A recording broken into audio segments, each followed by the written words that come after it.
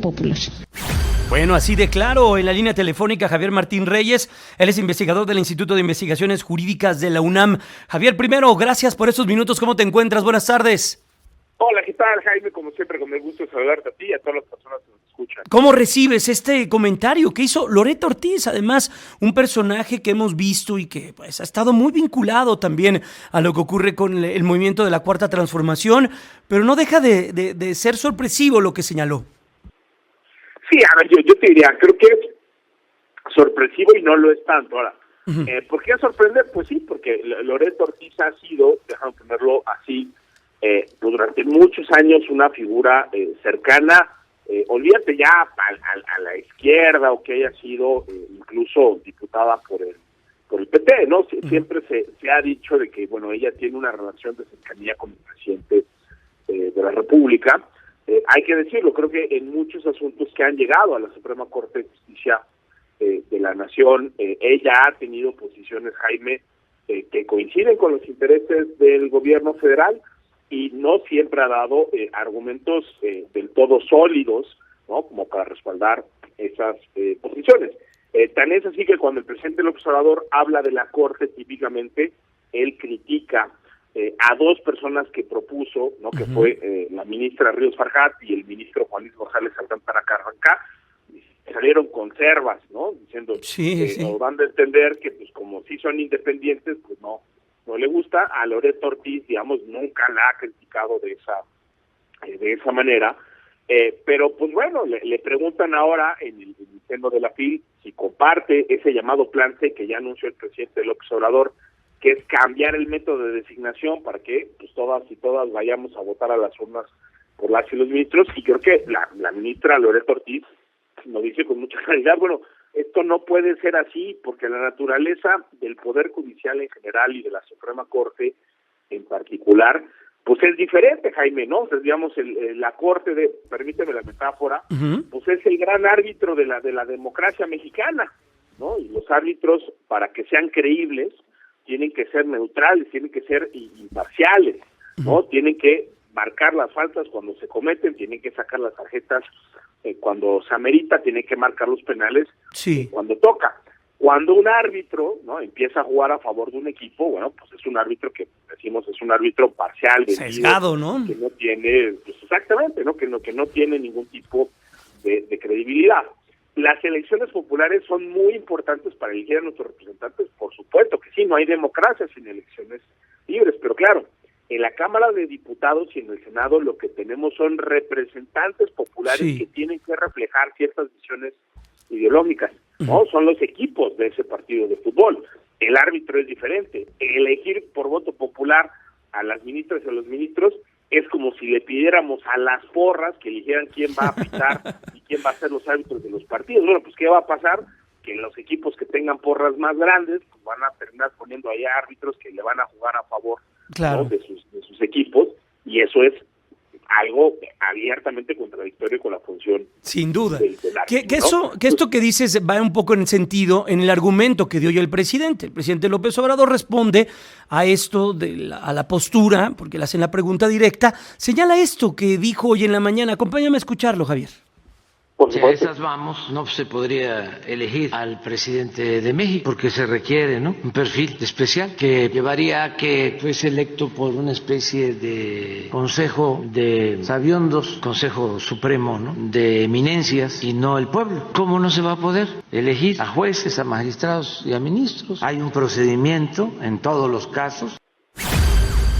Es un poco el argumento que señalas, pero no puede ser visto de esa manera cuando el Poder Judicial debe ser más técnico, ¿no? Debe tener otro, que además tiene otro ámbito de actividades y de acciones, Javier.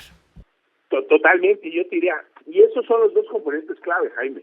El componente técnico, ahí tienen que estar personas expertas en derecho constitucional. Yo le preguntaría, oye, el día que van a operar a una persona porque tiene algún tipo de enfermedad o tiene algún tipo de padecimiento, pues uno busca a las mejores y a los mejores médicos, ¿no? A las mejores y a los mejores cirujanos, no a los que sean más populares, no a los que más quieran, no. O sea, ¿por qué? Porque lo que queremos es expertise. Lo mismo pasa, imagínate nada más, si eligiéramos por voto popular a quiénes van a ser los pilotos, ¿no?, de las aeronaves, de los aviones, pues bueno, eso probablemente generaría resultados muy poco deseables, ¿no? Entonces, ese primer componente técnico, y el segundo del que hablábamos, que es el de la distancia, la imparcialidad, la neutralidad, no se logran mediante elecciones populares.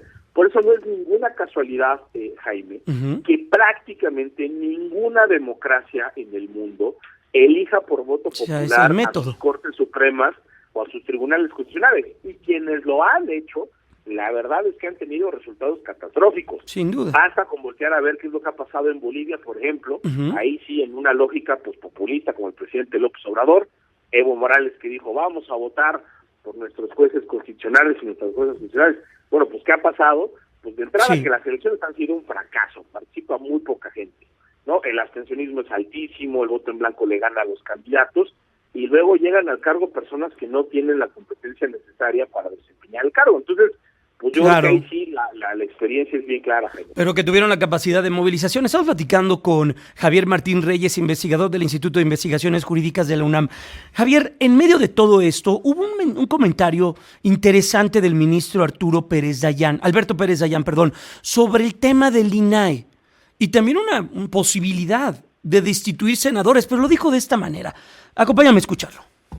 Se ha demostrado y se dicta una sentencia, la responsabilidad política de ese órgano constitucional, que es una Cámara del Congreso, tiene que responder. Se nos dice, me estás obligando al consenso, son 2/3 partes, la oposición no quiere porque yo llevo a uno, ellos quieren a otro, yo no lo quiero. ¿Me vas a obligar a ponerme de acuerdo? Sí, la Constitución no está imaginando a ver si llegan a acordar. Hay que nombrar, porque la figura ahí está, garantiza derechos humanos, y aunque no los garantizara, la Constitución lo previene. ¿Destituiríamos entonces al presidente del Congreso, o por lo menos al presidente de una Cámara? Yo diría que sí.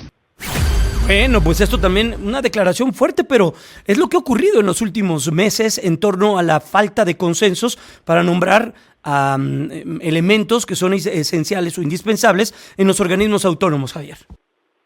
Sí, a ver, y yo lo que te diría es, obviamente creo que sorprende un poco el espacio, la forma, la claridad con la que lo dice el ministro Pérez Dayán, pero yo te diría, más allá de la forma, y obviamente pues el momento, en un momento de enorme crispación, pero digamos, dejando eso a un lado, Jaime, pues lo que dice el ministro Pérez Dayán es jurídicamente correcto. O sea, es decir, la sentencia, tú imagínate nada más, si no hubiera mecanismos para que la Corte haga cumplir su sentencia, pues las políticas y los políticos podrían simple y sencillamente ignorarlo, ¿no? Porque pues a ver, así que a ver cómo le hacen para obligar a una autoridad para que cumpla con una sentencia. Entonces, creo que por fortuna en México, no solo la Suprema Corte de Justicia, sino en general el Poder Judicial de la Federación tiene este mecanismo para hacer cumplir su resolución. Es cierto que políticamente hablar de la destitución de otro poder, por supuesto, claro, sí, suena fuerte, ¿no? Puede espantar, pero a ver, aquí el problema, Jaime, no es lo que dice el ministro Pérez Dayán. El problema es que de manera sistemática y reiterada, el Senado de la República se ha negado a cumplir con una obligación constitucional que tiene. Claro. Si hoy el INAI está incompleto y tenemos 3 vacantes de 7 y durante mucho tiempo no pudo funcionar, es por un sabotaje deliberado en el Senado, ¿no? Entonces, caray, yo creo que aquí la irresponsabilidad es la del Senado. El ministro Pérez Dayán lo dice fuerte y claro, pero sí creo que jurídicamente pues tiene razón en ese sentido, ¿no? Pues veremos qué es lo que dice, y ahorita estamos ante la terna que está en la comisión, en el Senado de la República. Veremos qué nos deja eso. Comenzó hace ya algunas horas, está en la última etapa, escuchando a una de las últimas participantes en esta terna. Muchas gracias, te abrazo, Javier, que tengas un excelente inicio de semana, cuídate mucho. Igualmente, Jaime, un abrazo fuerte de vuelta. Hasta pronto. Es Javier Martín Reyes, investigador del Instituto de Investigaciones Jurídicas de la UNAM.